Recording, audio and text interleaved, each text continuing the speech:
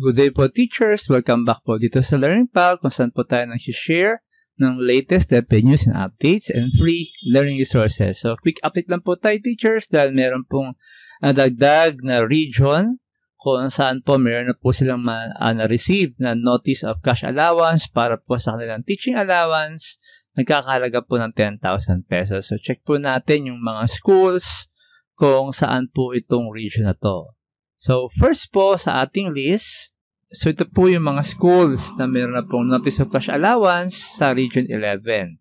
So, we have Santo Niño National High School, Sawatan National High School, Santo Tomas National High School, Kapalong National High School, Antonio V. Fruto, Asuncion National High School, Sagayen, Quimamon, New Corella, Luzon, Division of Davao Oriental, Lupon National Comprehensive, Tibanban National High School, Katiil National Agricultural High School, Katiil Vocational High School, Manuel B. Guines. So lahat po itong mga schools ay nasa Region 11 po. We have Caraga National High School, Lupon, Bangaga, Biao, A.L. Navarro, Baguio National School of Arts and Trades, Binugaw, Cabansian, Benowang, Kalinan. So, ito po ay meron na pong cash allowance para po this year.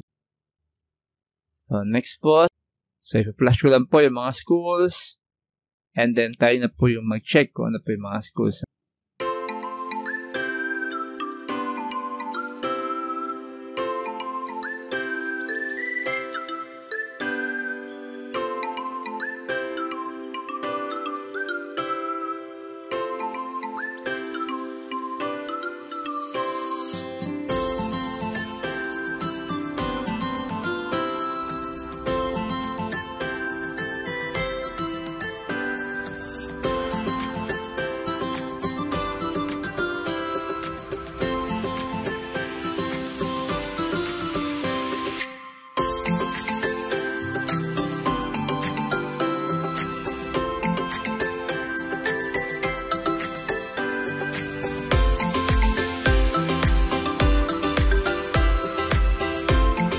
Schools from Region 11. So, meron na po silang notice of cash allowance. Ang ibig sabihin lang po ay mas mabilis na po at malapit na po nilang ma-receive ang kanilang pong cash allowance this year.